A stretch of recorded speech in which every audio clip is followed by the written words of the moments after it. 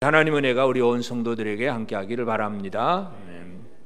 올해 우리 교회의 표어가 하나님 사랑으로 사역하자 하는 얘기입니다. 그 주제가 하나님 사랑으로 사역하는 주제 요절이 오늘 본문의 6장에 있는 말씀입니다. 6장 5절에 너는 마음을 다하고 뜻을 다하고 힘을 다하여 내 하나님 여호와를 사랑하라. 하나님을 사랑하는 것, 이것이 모세가 이스라엘 백성들에게 강조하는 가장 중요한 내용입니다. 그래서 신명기의 그 모세의 설교는 하나님께서 이스라엘에게 주신 그 사명, 가나안 땅을 정복해야 되는 그 사명을 가진 자들에게 그렇게 주는 말씀인데, 이제 오늘 본문을 보면 이 하나님의 명령과 규례와 법도, 이 5장에 나타난 그 십계명, 그 말씀을 주셨는데 이 말씀을 왜 주셨는가 하는 그 원인에 대해서, 그 이유에 대해서 한 번 더 설명을 합니다. 다시 말해서 이스라엘 백성들은 가나안 땅을 정복해야 된다는 사명을 가진 사람이에요. 그러면 이 우리에게 주어진 사명이 있으면 이 사명에 집중해서 사명을 잘 이루는 거, 이건 너무나 중요한 일입니다. 그런데 이제 모세가 하고자 하는 것은 사명 그 자체도 중요하지만 보다 더 길게 내다보는 것, 사명 그리고 그 이후를 내다보게 하는 것, 이것이 바로 모세의 설교의 강조점입니다. 그래서 오늘 우리의 말씀의 제목이 사역 그 이후. 하나님이 우리에게 주신 사명, 사역이 있는데 이 사역을만 하면 다 되느냐 이거예요. 사역 이후의 삶을 어떻게 살 것인가, 이것이 우리에게 중요하다는 것을 보여줍니다. 하나님이 그렇게 하시는 거예요. 하나님이 이스라엘 백성들에게 가나안 땅을 정복해라, 점령하라, 그것으로 끝내버리는 것이 아니라, 그럼 정복하면 그 땅에서 그 다음에 뭘 어떻게 할 것인가, 이 문제가 해결되지 않으면 안 됩니다. 그래서 우리가 하나님 앞에 은혜 받는 것, 구원 받는 것 다 중요한데, 그러면 은혜 받고 구원 받았으면 그 다음은 뭐 어떻게 살 것이냐, 그 다음 시점, 그 이후를 내다보는 그 지혜로움, 그 이후의 미래를 준비하는 지혜, 이것이 우리에게 필요합니다. 그래서 오늘 우리가 이제 이 사역 그 이후를 생각할 때 특별히 본문 말씀에서 모세가 강조하는 것은 바로 그 이스라엘 백성들의 아들과 손자들, 그 후손들에 대한 얘기입니다. 쉽게 말해서 흔히 우리가 그런 말을 많이 표현하죠. 자식 농사 그 집 참 잘 지었다. 자식 농사 잘 지었다는 표현이 뭐예요?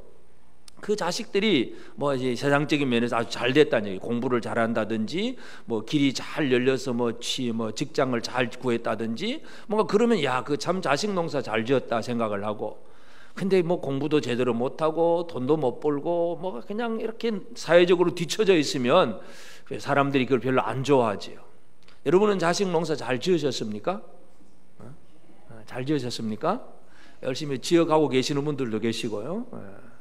자식 농사를 어떻게 짓느냐가 우리에게 참 중요한 문제예요. 그래서 이제 우리가 어떤 그 이후, 내다보고 그 이후를 생각하는 게 참 중요해요.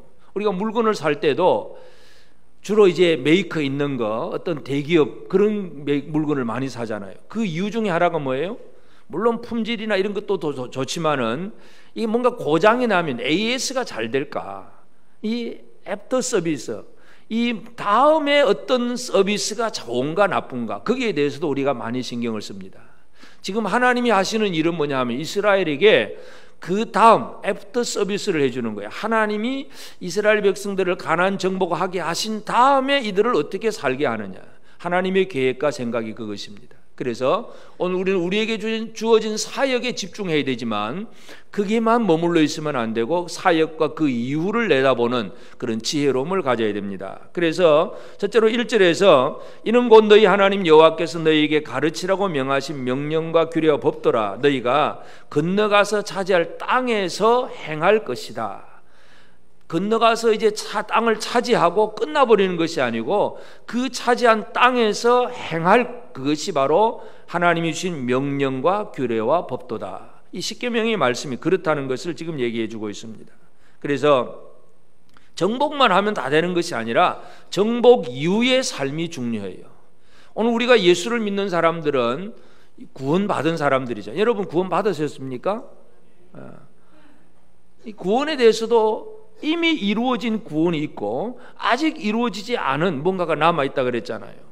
이미와 아직이 있다 그랬는데 사도 바울이 로마서의 그 구원에 대해서 설명을 쭉 합니다. 1장부터 11장까지 사람들이 어떻게 구원받느냐 하는 교리적인 설명을 쭉 해놓고 그 다음에 12장에 가서 12장 1절에 보면 이런 말씀이 있어요. 그러므로 형제들아 내가 너 하나님의 모든 자비하심으로 너희를 권하노니 너희 몸을 하나님이 기뻐하시는 거룩한 산 제물로 드리라. 이는 너희가 드릴 영적 예배니라. 제일 첫 번째 그러므로 하는 단어를 잘 이해를 하셔야 돼요. 앞에서 1장부터 11장까지 사람이 어떻게 구원받는가 이 구원의 교리를 쫙 설명을 해놓고 그러므로 너희는 이제 이렇게 살아야 된다. 성경이 전체가 그래요. 성경이 어떤 이론을 잘 얘기해놓고 원리를 설명하고 그걸로 끝나는 것이 아니라 그러므로 어떻게 살아야 되느냐. 구원받았습니까? 그럼 어떻게 살아야 되냐? 그러므로 구원받았으면 이제 어떻게 살아야 되느냐? 내가 하나님의 모든 자비하심으로 너희를 권하노니 너희 몸을 이 살아있는 삶의 몸을 하나님이 기뻐하시는 거룩한 산제물로 드려라. 구원받았다고 끝내지 말고 나는 구원받았으니까 이제 아무것도 안 이제 내 마음대로 살아도 된다. 이 구원파 이단의 가장 핵심의 그 잘못이 바로 그거예요. 우리 뭐 믿고 구원받았으니까 예수님 피로 다 용서받았으니까 그 다음에 뭐 별 힘쓰고 애쓸 필요가 없어요. 뭐 기도도 안 해도 되고 뭐 11조 안 해도 되고 뭐 아무것도 안 해도 상관없다는 얘기야. 예수만 믿으면 되니까. 이 구원파의 이론이에요. 근데 성경은 구원의 원리를 정확하게 설명한 다음에 그러므로 어떻게 살아야 되느냐 이거예요.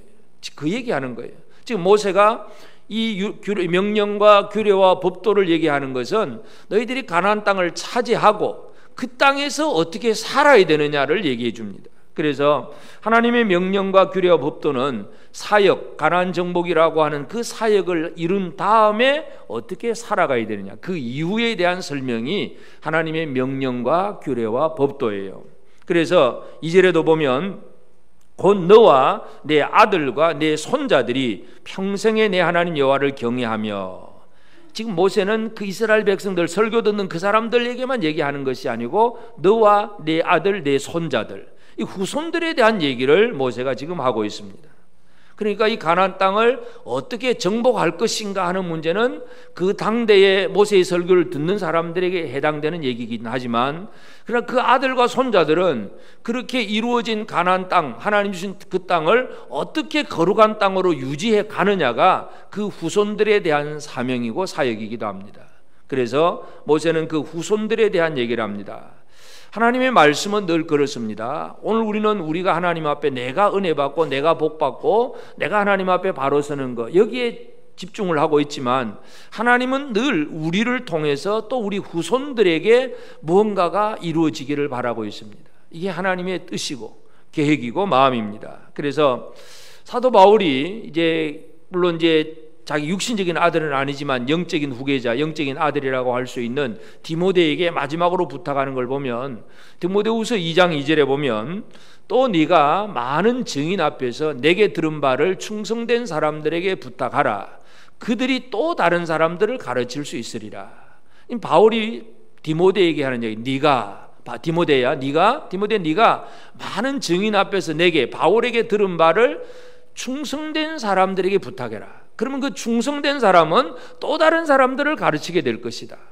바울은 자신이 디모데에게 설명을 하고 디모데는 충성된 사람을 가르치고 그 충성된 사람은 또 다른 사람들을 가르치고 바울의 이 표현은 그 후시대를 내다보면서 강조하는 그런 말씀이에요.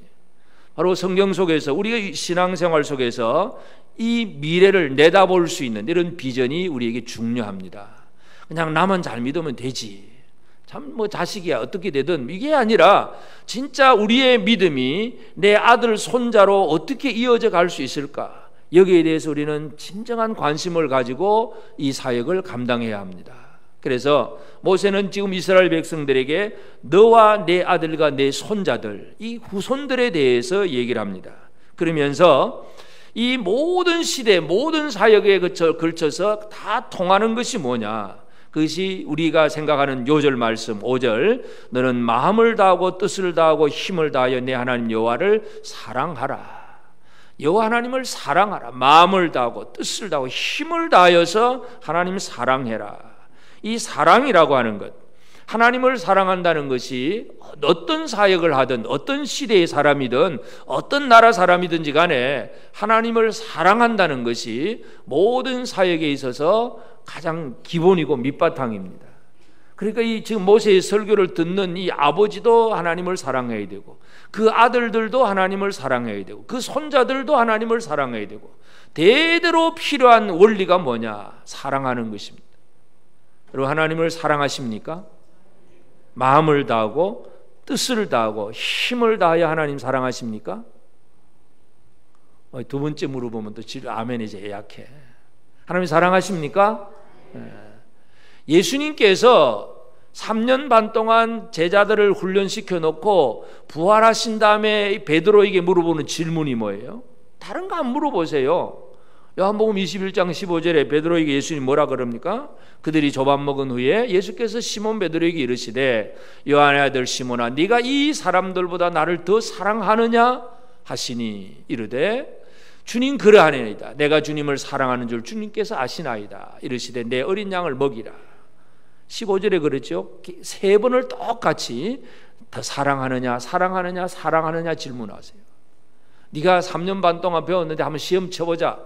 네 표적 행할 줄 아냐? 내가 가르치는 거 기억하냐? 교훈 내가 뭐뭐 가르쳤지? 1번 뭐 이런 시험 문제 안 내시고 주님이 베드로에게 물어보시는 것은 세 번을 거듭 물어보시는데 사랑하느냐 사랑하느냐 사랑하느냐. 주님 사랑하십니까? 사랑하십니까? 이 사람들보다 주변에 어떤 누구보다도 주님만을 사랑하십니까? 이 아멘이 더 가면 갈수록 아멘이 커져야 되는데 이 모세가 설교할 때나 예수님이 사도들한테 얘기할 때나 똑같아요. 하나님을 사랑하라 사랑하라. 이 사랑이 없이는 어떤 우리가 기능적으로는 어떤 지혜를 지식을 가지고 어떤 능력 가지고 손에 어떤 재주를 가지고 뭔가 이런 깔끔하게 멋있게 할 수 있을는지 몰라도 하나님 사랑이 없으면 그 사역은 하나님 앞에서 온전한 일을 이룰 수가 없습니다. 그래서 모세가 이스라엘 백성들이 강조하는 건 네가 마음을 다하라 마음을 다하라 진실한 마음으로 사랑하라는 얘기예요. 뜻을 다하여 이거 전에 한번 말씀드렸지만 뜻이라고 하는 거 내 의지, 계획, 결단을 가지고 사랑하라 이거야. 생각만 가지고 사랑하는 것이 아니고 내가 하나님 사랑하니까 나는 이렇게 살아야지.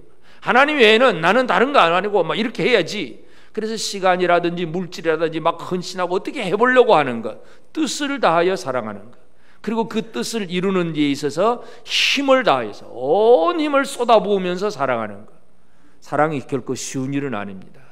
힘을 쏟아야 되는 일입니다. 하나님 사랑하는데 힘을 좀 쏟으십니까? 하나님 사랑하는데 예를 들어서 하나님 사랑하니까 우리가 하나님 앞에 예배를 드려요. 주일날 예배를 드립니다. 그럼 힘을 다해서 하나님 사랑하려면 여러 가지가 있지만 주일 지키는 것만 생각해보면 어떻습니까? 놀러 가야 된다, 바쁘다, 친척 결혼식이다, 누구 있다, 막 일이 있습니다. 그러면 어떻게 할 거? 힘을 다해 하나님 사랑하는 사람은 다른 거 볼 거 없잖아요. 온 힘을 쏟아부어서 하나님 사랑하는데 그 하나님 앞에 예배하고 그 하나님 말씀 들으러 나가야 되는데 바빠요, 아이고 힘들어요, 아파요, 다른 얘기 없어요.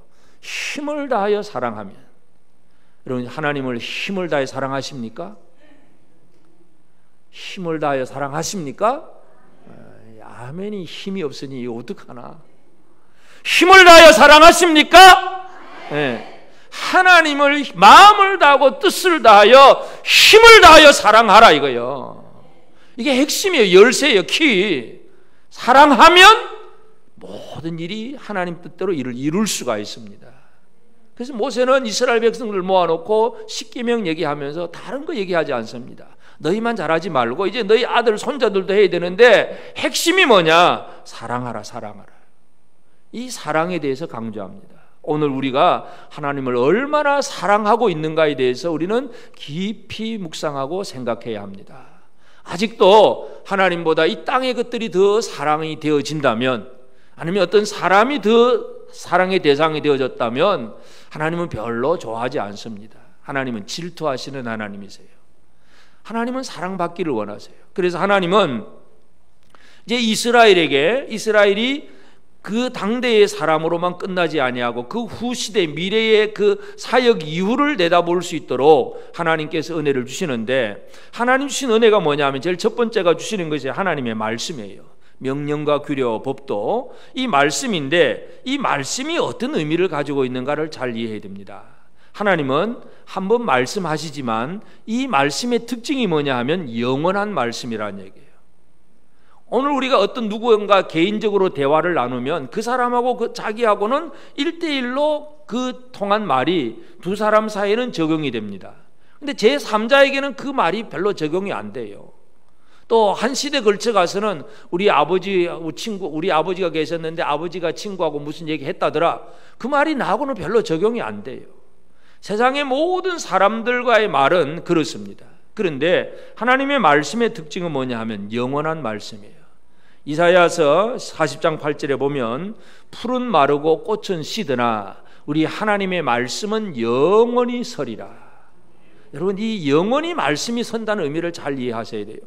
우리가 지금 이 성경을 읽고 있잖아요. 십계명도 우리가 지금도 보고 있습니다. 그럼 이 십계명의 말씀이, 모세가 하나님 앞에 십계명의 말씀 받은 때가 언제냐 하면 지금으로부터 3,500년 전 얘기예요. 오래전 얘기입니다. 3,500년 전에 주셨던 그 말씀인데 지금도 우리에게 주시는 말씀이라 이거예요. 그래서 말씀은 영원하다는 얘기예요. 하나님의 말씀은 영원한 말씀이에요. 아버지도 지키고 믿어야 되고 또 아들도 믿고 지켜야 되고 손자들도 마찬가지, 모든 후손들도 하나님의 말씀을 동일하게 믿고 동일하게 적용을 받습니다. 이게 하나님 주신 말씀이에요. 그래서 하나님은 한 번 말씀을 주셨지만 그 말씀이라고 하는 것은 각각의 시대에서 믿는 자들이 믿음으로 모든 사람들이 받아들이기만 하면 그 시대의 사람의 말로 다 알아듣게 되고 하나님의 그 말씀의 적용을 받게 됩니다. 하나님이 주신 것이 뭐냐 하면 말씀을 주셨는데 그 말씀의 특징이 바로 영원한 말씀이라는 것, 이것을 이해하는 것이 중요합니다. 이 영원한 말씀이기 때문에 아주 오래전에 하셨던 말씀이지만 지금 우리에게도 적용이 되고 또 내 아들 내 손자들도 이 말씀을 통해서 하나님과의 깊은 관계를 이어가게 됩니다. 말씀의 영원성에 대해서 우리는 꼭 기억을 해야 되고, 그리고 이제 이 하나님께서 이스라엘에 대해서 바로 이와 같은 미래, 이스라엘의 미래에 대해서 늘 관심을 가지고 계십니다. 하나님이 아브라함에게 말씀하셨을 때도 이제 내가 네 후손들에게 이 가나안 땅, 이 땅을 다 보이는 땅 다 주겠다고. 아브라함 당대는 주지 않았어요. 아브라함에게 400년 후에 줄 것이라고 얘기를 하셨어요. 하나님은 우리에게 은혜를 주시는데 우리 당대에 물론 필요한 은혜 주시기도 하지요. 그러나 그것은 그렇지 않고 대부분의 경우는 믿음으로 살아가는 사람들에게 하나님이 큰 그림을 보여주셨을 때는 먼 미래의 것을 보여주십니다. 지금 이스라엘 백성들에게 하나님이 요구하시는 것이, 바로 말씀하시는 것이 이것입니다. 하나님은 이스라엘의 그 가나안을 정복하는 그 사람들 뿐만 아니라 그의 아들, 그 손자, 그 모든 후손들에게 하나님께서 말씀을 주신다는 얘기예요. 하나님은 어떤 하나님이냐 하면 우리가 알고 있는 내 자녀들, 내가 사랑하는 내 자녀들보다 하나님은 내 자녀를 나보다 더 잘 알고 계시는 하나님이십니다. 이거 믿으십니까? 이게 믿어져야 되는데 이게 안 믿어지니까 대부분 어떻게 사냐 하면 내 자식은 내가 제일 잘 아니까 이 자식은 내가 잘 키워야 돼. 내가 잘 키워야 돼. 그래서 이 자식을 잘 키우려고 얼마나 애를 많이 씁니까? 우리 특별히 한국 부모들 여러 학원에 피아노, 태권도 막 계속 학원을 보내가면서 이 아이를 잘 양육시키려고 애를 씁니다. 물론 그 자체가 자식을 사랑해서 하는 것이니까 나쁘다고는 얘기는 못하겠지만 자식들은 힘들지요. 자녀들은 힘들고 괴롭고 가기 싫은 것도 억지로 가고 막 그렇습니다. 사람들은 자기 자녀들의 건강과 지혜 여기에 관심을 쏟고 어떻게 하든지 잘 되기를 바라고 그렇게 하긴 하지만 가장 중요한 것은 하나님은 우리의 후손에 대해서 우리보다 훨씬 잘 알고 계세요. 하나님이 아브라함에게 아들 이삭을 주셨어요. 100세의 아들 이삭을 낳았습니다. 근데 100세에 태어난 아들이 한 10서너 되었을 때에 하나님이 아브라함에게 야, 그 아들 이삭을 나한테 번제로 드려라. 아니 100세에 낳은 아들을 번제로 드리라고 하니까 이건 도대체 말도 안 되는 얘기예요. 얼마나 애지중지하는 그런 아들이에요. 근데 내놓으라는 얘기죠.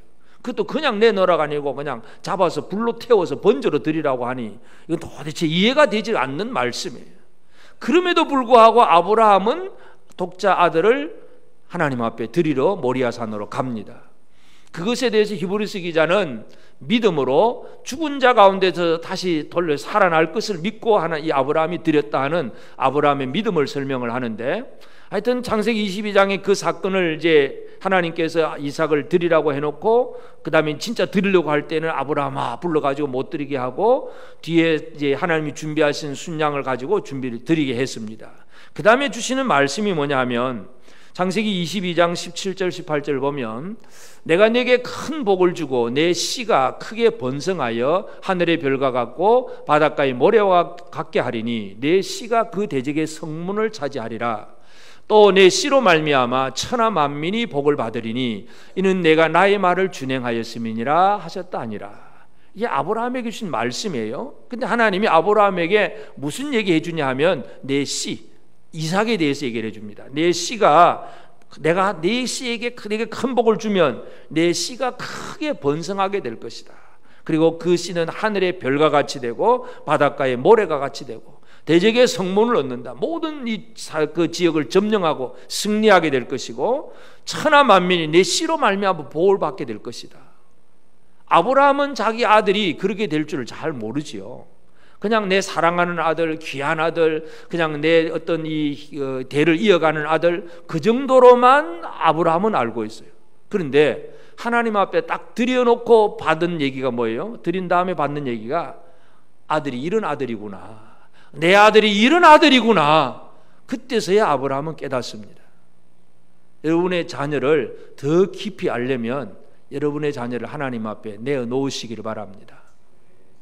하나님이 내가 아는 그 아들을 하나님은 나보다 더 잘 알고 계세요. 이 아이가 앞으로 어떻게 될 것인지, 무엇을 할 것인지 부모보다 훨씬 잘 알고 계시는 분이 하나님이십니다. 근데 내가 키우려고 애를 쓰면 하나님의 의도와 상관없이 내 뜻대로만 키우게 되지만 하나님께 맡겨놓으면 어떻게 됩니까? 하나님이 원하시는 뜻대로 자녀를 기를 수가 있습니다. 이게 복이에요. 이 귀중한 복이에요. 자식 농사를 어떻게 지어야 되는가를 그 원리를 잘 이해하시길 바랍니다. 그냥 내가 잔소리하고 막 공부시키고 학원 보내고 그래가지고 이 자식을 키우는 게 아니라 하나님이 내놓으라 그러면 내놓으시면 돼요. 얼마나 쉬운지 몰라. 근데 참 어렵지. 사랑하는 아들 자식 내놓으라니까 쉬운 일은 아니지요. 그러나 방법 너무 간단해요. 하나님 손에 내어 맡겼더니 하나님이 더 놀라운 소식을 전해주시잖아요. 하나님은 우리와 우리 후손들에 대해서 깊은 관심을 가지고 계시는 하나님이십니다. 내가 사랑하는 자식, 내가 아는 것보다 더 훨씬 하나님은 그 자식에 대해서 알고 계시고 그 자식을 통해서 뭔가를 이루어 가시는 하나님이십니다. 이 하나님을 이해하게 되기를 바랍니다. 하나님은 그래서 그렇게 모든 후손들을 이스라엘의 후손들에게 얘기하면서 하나님은 사람들의 사랑을 요구하세요. 사랑. 다른 거 없어요. 하나님이 사람들에게 요구하는 게 내가 너를 복 줄 테니까 너는 이제부터 이런 일을 얼마만큼 해라, 아니면 뭐 돈을 얼마만큼 내놓아라, 이런 얘기가 아니에요. 얼마 전에 가서 아주 좀 충격적인 그런 얘기를 들었는데 제가 확인도 못 해봤지만 뭐 본인이 그렇다니까 그런 줄 믿어야 되죠. 호주에 있는 어떤 한인 교회인데 이제 그분이 나와서 참 가슴을 치면서 하는 안타까운 얘기를 합니다. 이 목사가 이제 재단에서 이제 그 사람들이 이제 그 기도를 부탁하면 이제 안수 기도를 해주는데 현금을 그냥 봉투채를 들고 와야 돼요. 100만 원 들고 오면 10초 안수, 한 200만 원 들고 오면 20초 안수. 이게 교회가 이 타락한 교회의 모습이에요. 그럼 복이 어떻게 이루어집니까? 복은 하나님을 사랑하는 자에게 있지, 네가 돈을 얼마만큼 가져오면 복 주겠다, 이거는 성경하고는 전혀 상관없는 얘기예요. 이 교회들이 많은 타락한 모습을 보여주고 있어요. 그러니까 교회가 힘을 잃어버리고 살잖아요. 사탄에게 그냥 놀아나는 거예요. 얼마나 타락한 교회가 많은지 몰라요. 하나님이 원하시는 것은 다른 걸 원하지 않습니다. 하나님은 유일하신 하나님은 하나님 외에 절대로 다른 신을 요구하지도 않습니다. 사람들은 이 신의 개념에 대해서 뭔가 좀 이상하게 느끼면 처음에는 이제 범신론이에요. 모든 것이 다 신이 있는 것 같아가지고 이 변소에 가면 변소신, 바다에 가면 영왕신, 산에 가면 산신, 뭐 부엌신, 모든 신, 곳곳마다 다 신의 개념을 가지고 부여하는 거예요. 지금도 저 뭐 힌두교라든지 그런 종교 많은 신을 가진 종교는 아주 범신론이에요. 누구든지 다 신이 됩니다. 일본의 신도 막 누구든지 나라를 위해서 충성한 군인들이 전부 신이 되어버렸습니다. 이 범신론.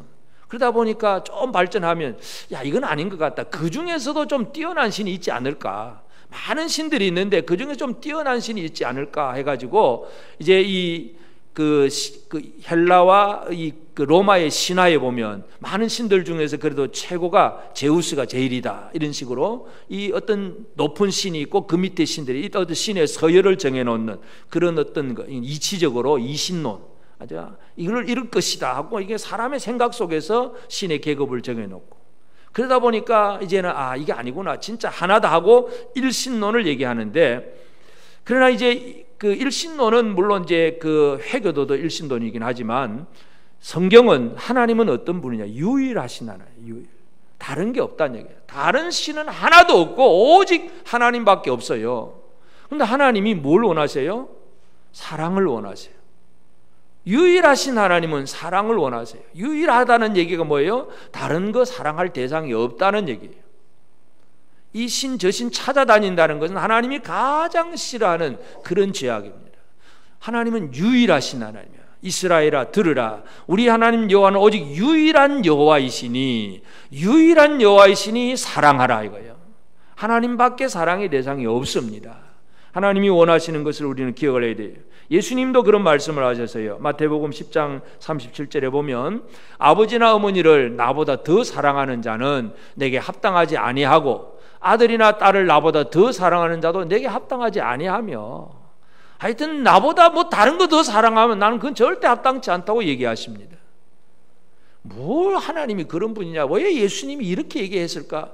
여러분 그거 따지지도 마세요. 유일하신 분이 그렇게 말씀하셨으면 그냥 아멘으로 믿을 수밖에 없잖아요. 여러분 남편과 아내가 결혼을 했으면 유일한 아내이고 유일한 남편이잖아요. 그러면 남편이 아내에게 나만 사랑해야 돼. 그러면 당연한 얘기지. 어떻게 할 거야? 야, 나는 그래도 마음씨 좋으니까 나 외에 저 옆집 남자도 사랑하고 저 앞집 남자도 사랑해줘. 그게 좋은 거예요? 이 세상은 그런 식으로 그걸 좋다고 생각을 해요. 하나님은 유일하신 분이에요. 유일하신 분이 사랑을 요구하시면 그냥 당연한 거예요. 예수님이 그렇게 하신 말씀이에요. 아버지나 어머니를 나보다 더 사랑하는 자는 내게 합당하지 않다.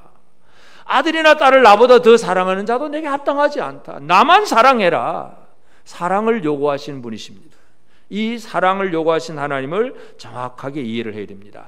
그래야 이제 우리가 진짜 하나님이 우리에게 주시는 복을 제대로 누릴 수가 있습니다. 사랑함으로 해야 될 일이 있는데 사랑하고 이제 모세가 이스라엘 백성들이 강조하는 것은 그 다음 후 시대를 바라보면서 해야 될 일. 첫째가 6절에 오늘 내가 내게 명하는 이 말씀을 너는 마음에 새기고 제일 중요한 것이 말씀을 마음에 새기는 것. 내 마음에 새기는 거예요. 남의 마음이 아니라 내 마음에. 말씀을 마음에 새긴다는 것은 내 자신이 하나님과의 관계를 바르게 하는 출발입니다. 그리고 잘 후손들에게 가르칠 수 있는 준비가 내 마음에 새겨져야 돼요.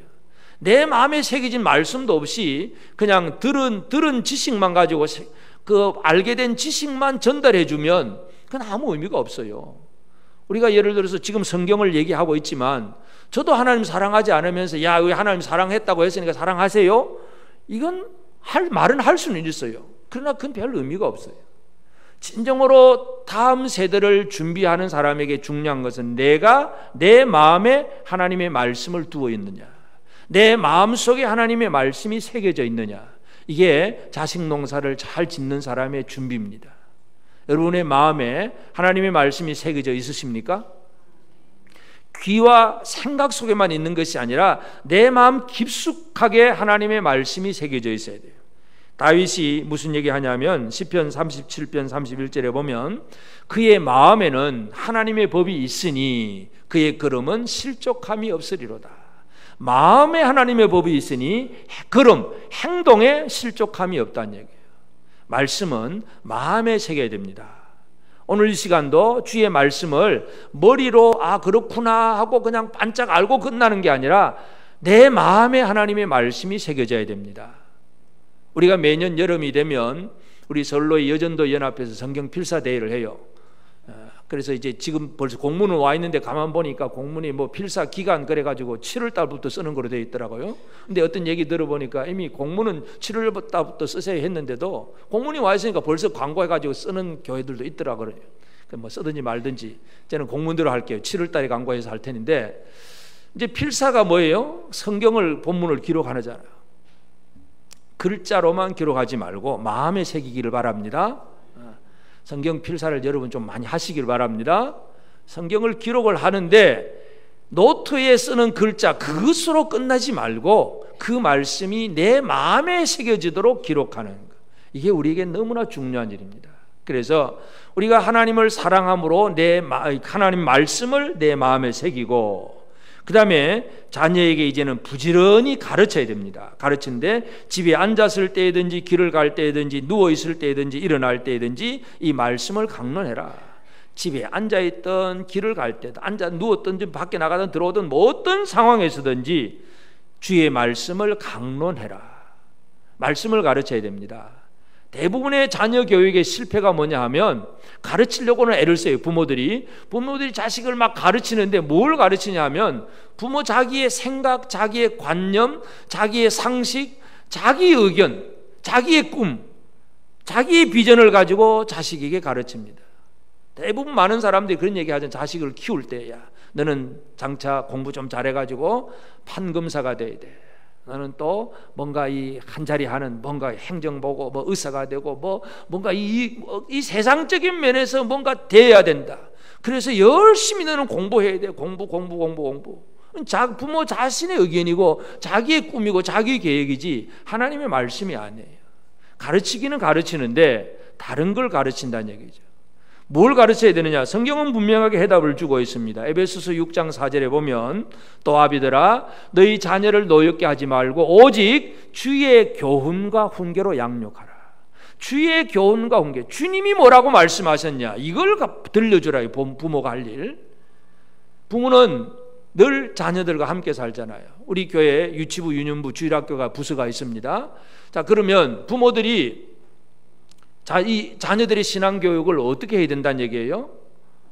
그냥 우리 교회 아이들 그냥 교회 갖다 놓으면 우리 주일학교 선생님이 잘 가르쳐 주겠지.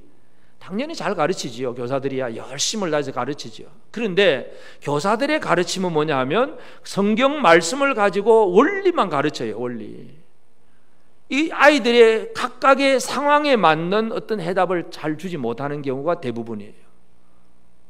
그냥 왜냐하면 다 함께 모여서 그 주제를 가지고 가르쳐 가기 때문에 다른 얘기할 시간도 없고, 결국은 주일학교 교육보다 더 중요한 게 뭐냐 하면 가정의 부모의 교육이에요. 부모가 자기 자식을 어떻게 가르치냐가 가장 중요해요.